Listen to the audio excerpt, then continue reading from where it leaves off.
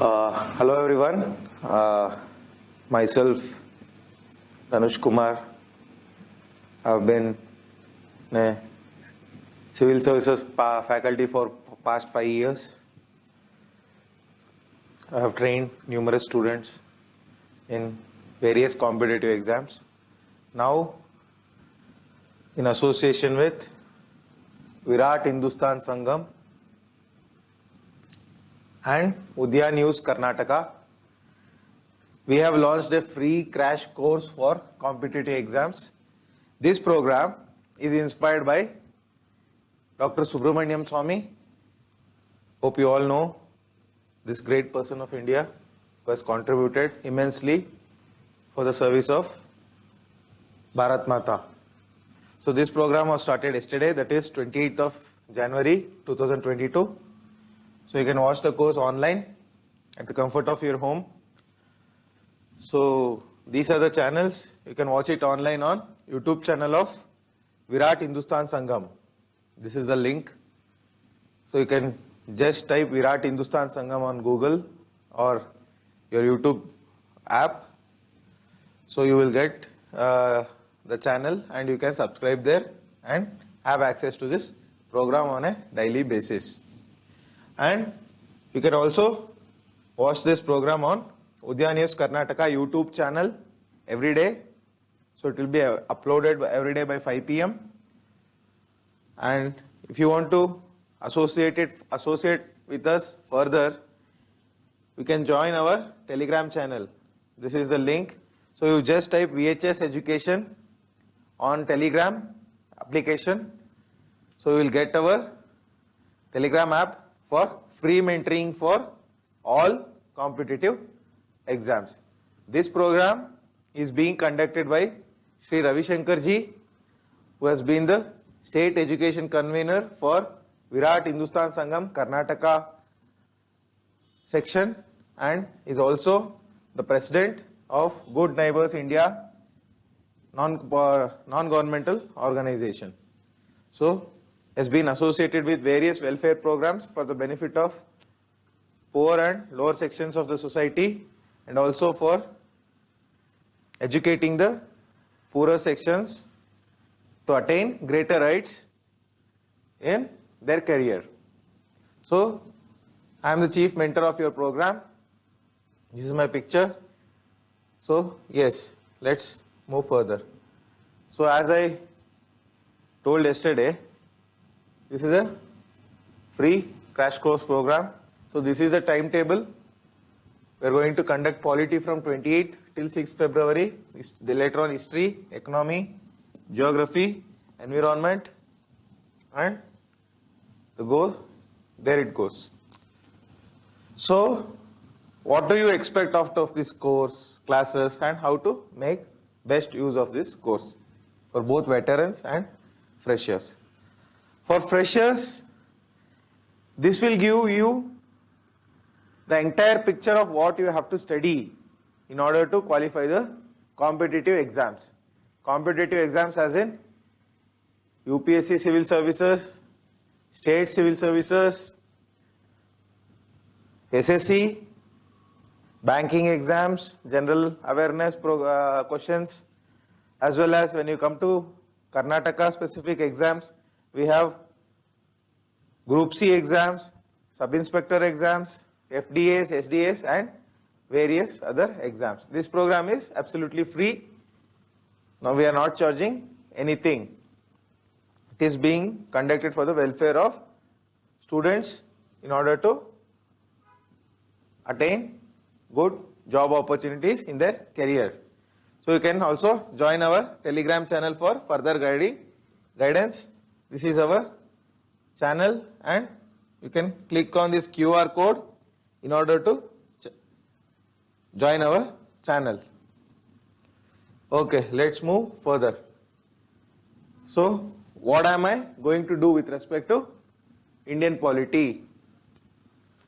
So first we are going to start with yesterday we did complete the origin, evolution and salient features of Indian Constitution. Today, that is 29th of January, we are going to deal with the most important aspect, that is fundamental rights, directive principles, and most probably also duties and basic structure. So let's move ahead and start the class. I welcome you all to this program. So starting with fundamental rights.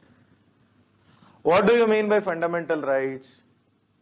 See, you have to decode the word first. Fundamental means which is basic. So, being born as Indian citizen, you are entitled to certain privileges. Rights means privileges. So, without performing any work or without adhering to any specific conditions, just qualifying the condition of being a citizen of India, you are entitled to this fundamental rights. So the question arises, are only the citizens of India entitled for these rights? No. Even aliens, that is foreigners, are also entitled to certain rights, not all rights. So we are going to see that in the due course of the class. So starting with fundamental rights. So what are the features of these fundamental rights? I told you these are very fundamental. As in, these are the basic rights which are available to you, qualifying the being a citizen of India. So this fundamental rights is in the part 3. So see, this part is very, very important. So direct questions can come out of this. So there are many times in AFCAT exam it was asked that in which part does the fundamental rights fall? It is in the part 3 of the Indian Constitution. So where did we borrow these fundamental rights from? So is it indigenous or have we taken it from some other constitution? So we have taken it from Bill of Rights.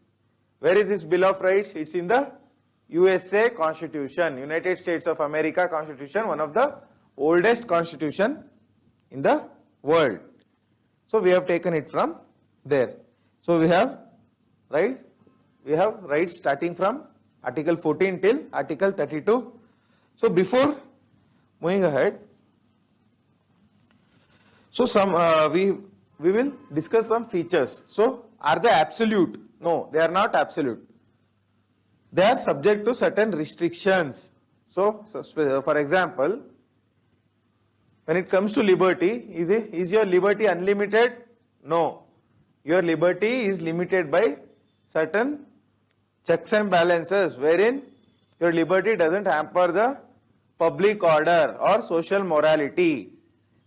So your liberty should not be a threat to liberty of some other person. That is why there are certain checks and balances. Okay. So most of these fundamental rights are available against the action, arbitrary action of the state.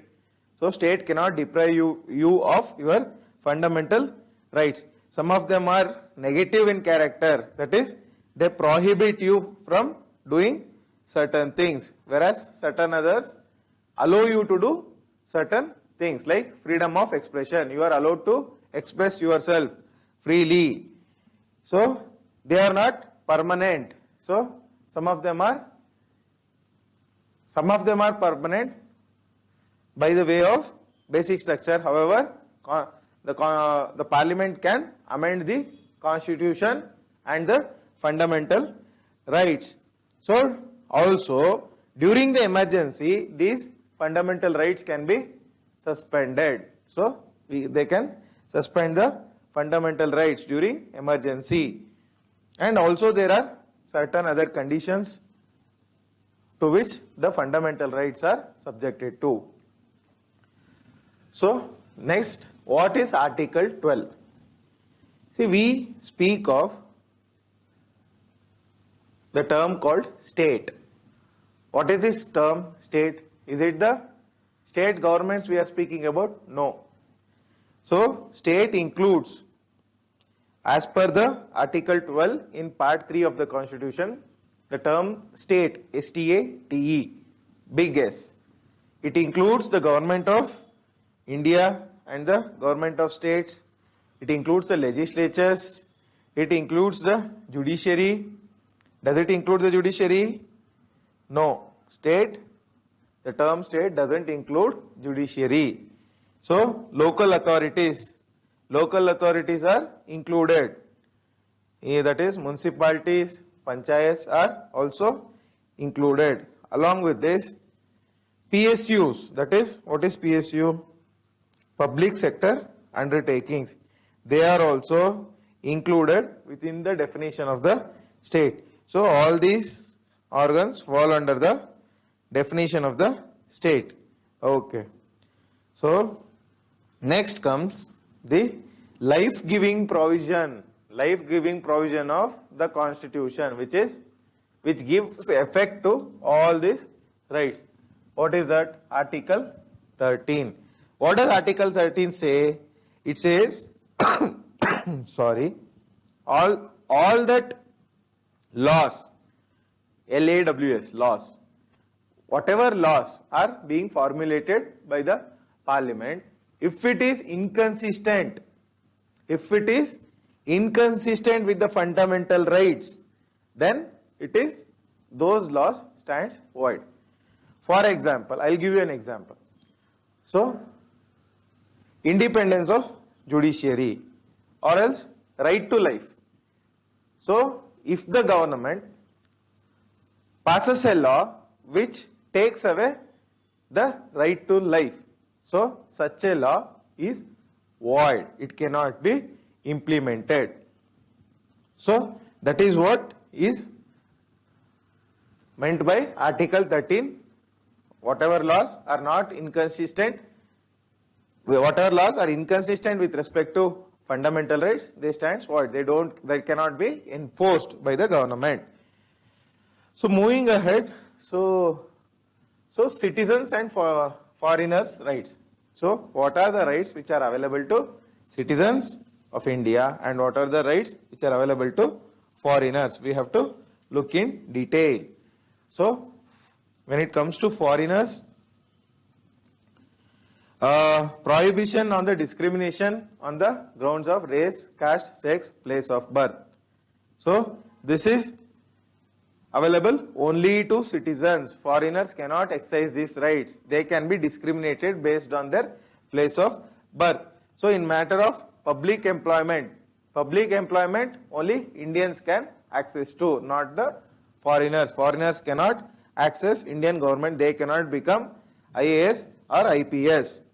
So, freedom of, that is Article 19, freedom of expression. Foreigners are not entitled to this right. So, along with this, freedom of language and also protection of minorities, that is Article 30 is not available to foreigners. What are the rights which are available to foreigners then? So, equality before law, that is Article 14 is available to foreigners, and also in respect to conviction of offences, you do some crime and you get convicted. So, you have certain provisions, that is freedom from prosecution for double jeopardy. Double jeopardy, we will discuss it when it comes to that section. Article 20, that is available to foreigners.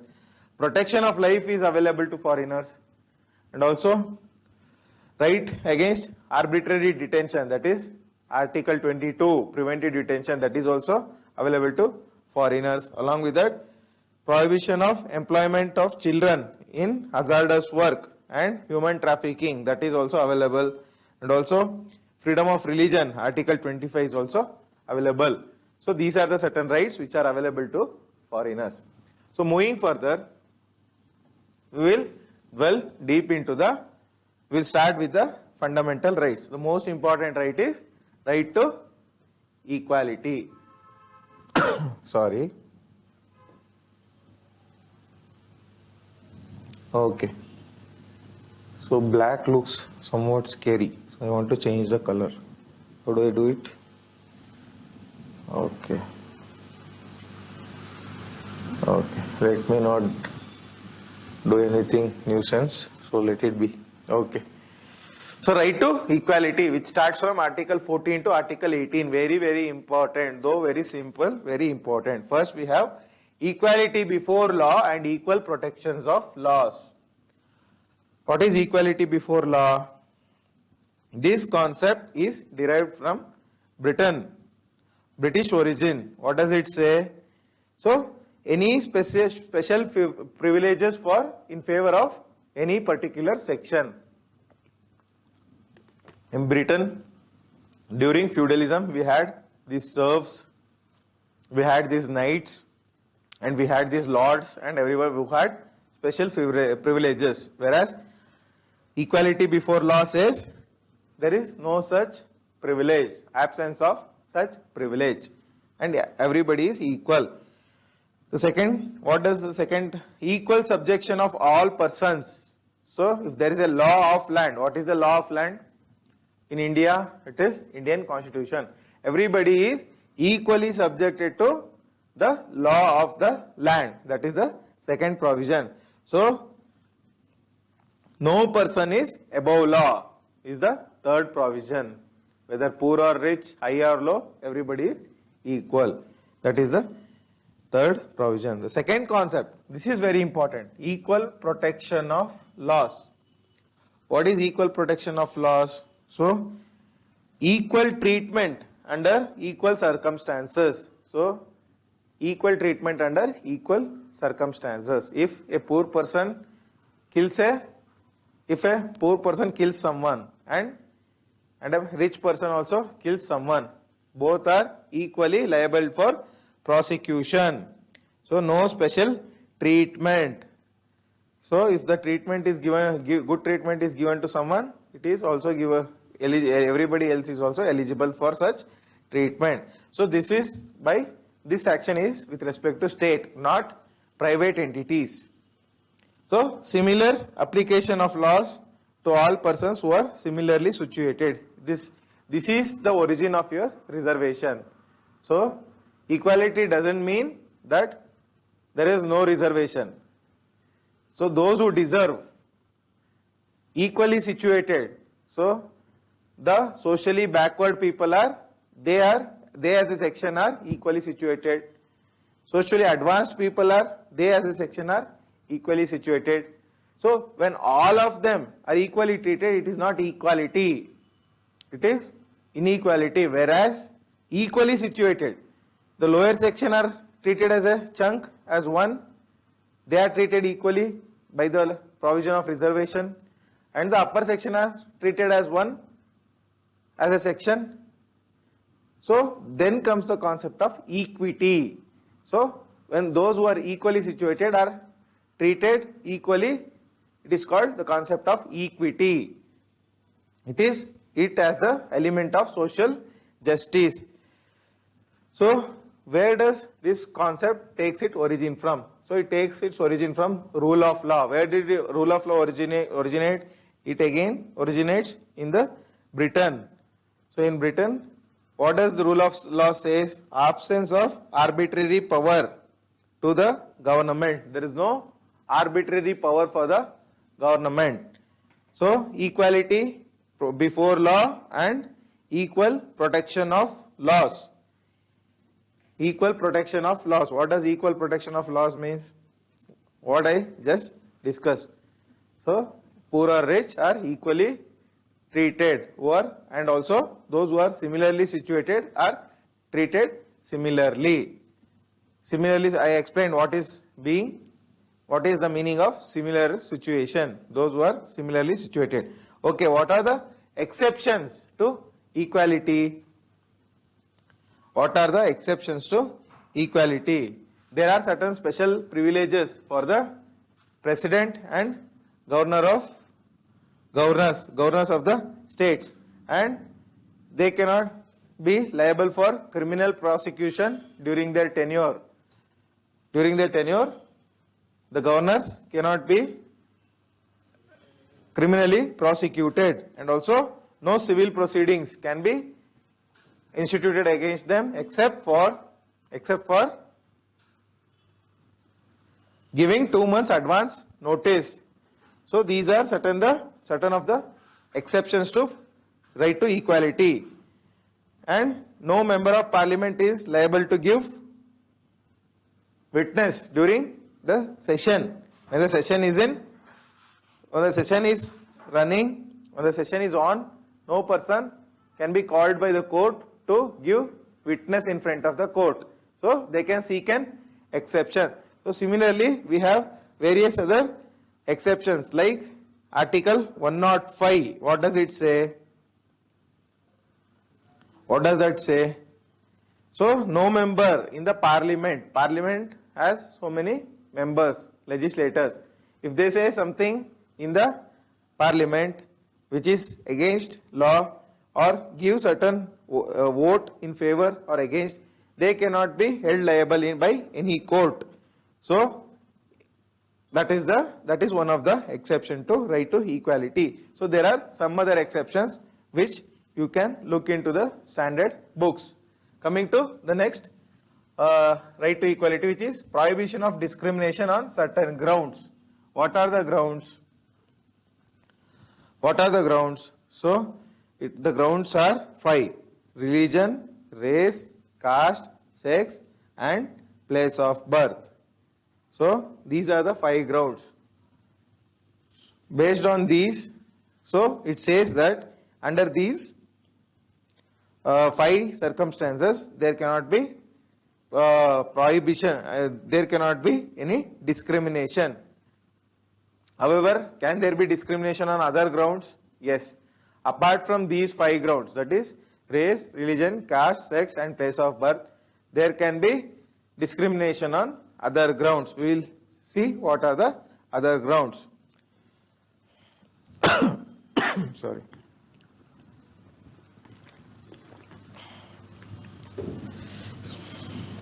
So here the state is, so I said there are certain exceptions. What are the exceptions? The state means, I said Article 12. There are various meanings for the state. The state can make certain provisions for the education of the children of its particular region. The state is permitted to make any special provision for women and children. If the state makes special provisions like right to education, free education, or giving nutritional support to women and various other things. So their prohibition, so it can be limited to certain specific sections.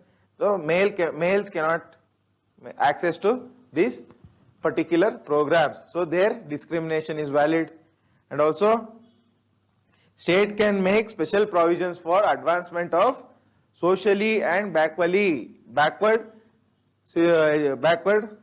situated people. That is what? The scheduled caste, scheduled tribes, other backward castes. The state can make special provisions for them.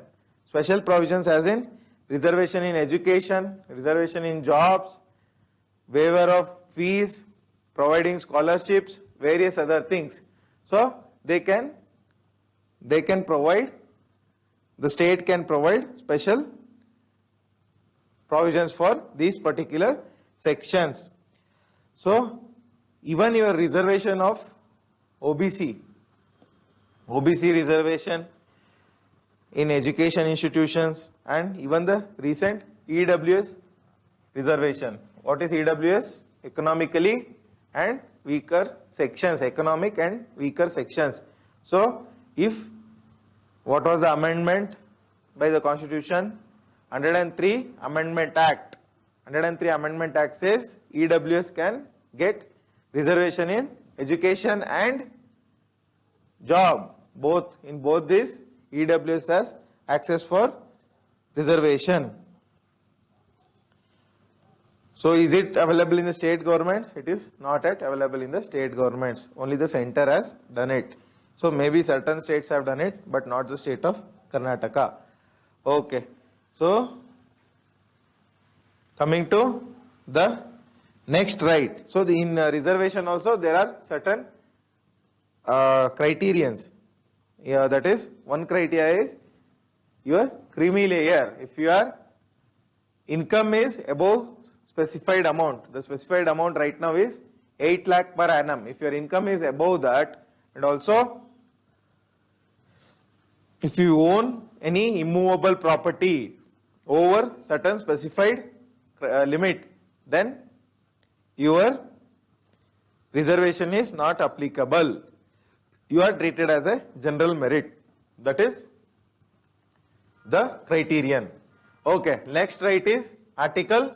So this is your article 14, 15 and 16. Article 16, equality of opportunity in public employment. Public employment means what?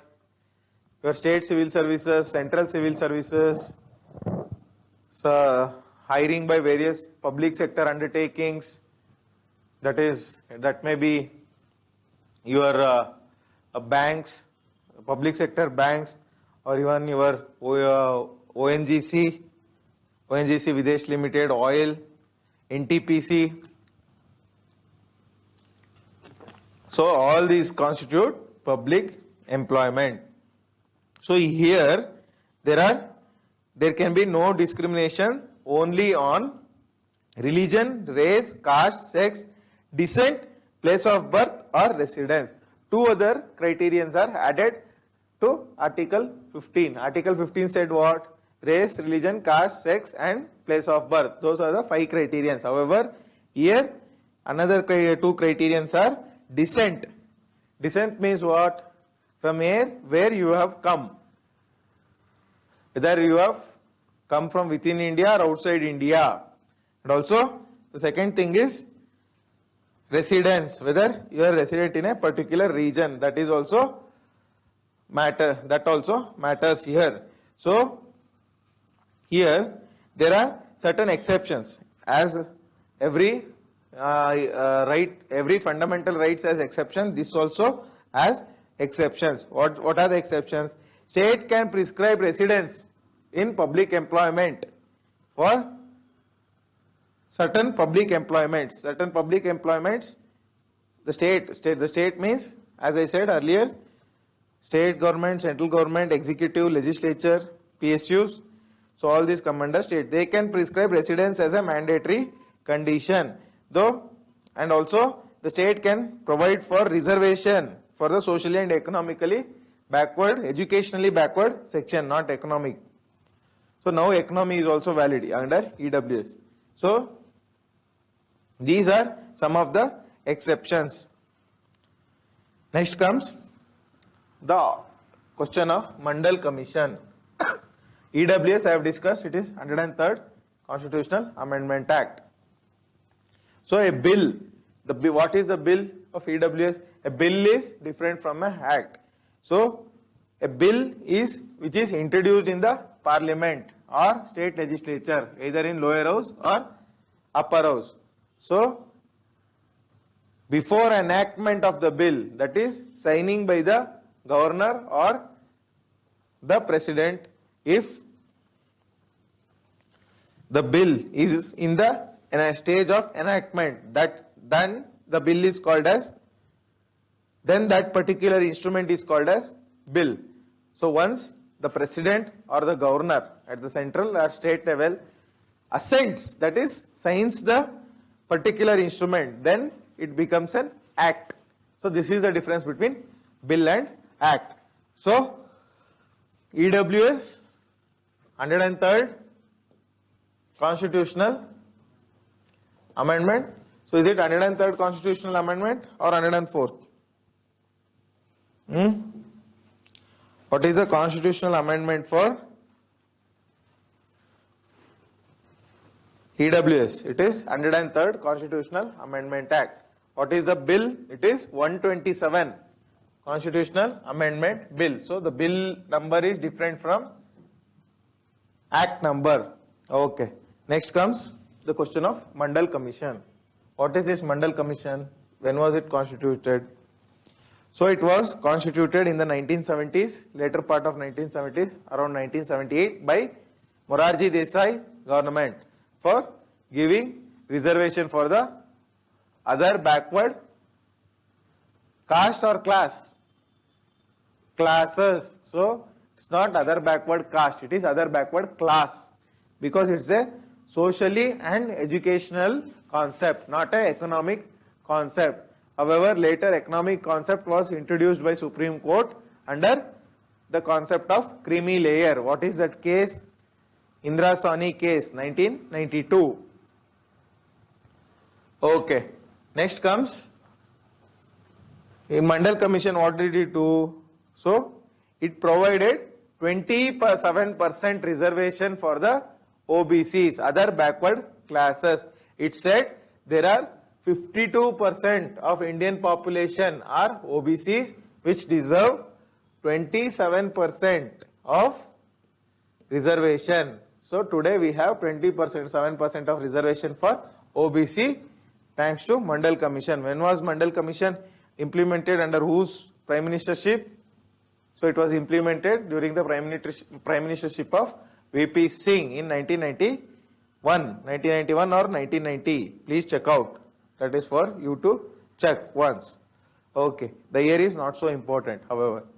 So next comes the article number 17, abolition of untouchability. What is untouchability? It is a caste concept.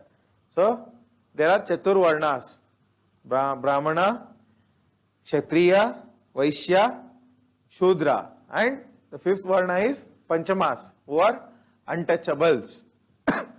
So Article 17. So this was a unique, peculiar concept. So this untouchability is a peculiar concept to India based on caste system. So it has its origins in the Purusha Suktas, Vedic times, Purusha Suktas. That is where we can see the origin of caste system. So there the caste system originated and it gave rise for untouchability for the Panchamas. That is the fifth section. They are also called as Chandalas by the upper caste. So this was constitutionally abolished by the Indian Constitutional Assembly and they provided for untouchability. If you practice untouchability, there are certain prohibitions. Also we have, this was legally enforced by a statutory act, that is Prevention of Untouchability Act 1955, which was later renamed as Protection of Civil Rights Act, later renamed as Protection of Civil Rights Act 1955. Sorry. Okay.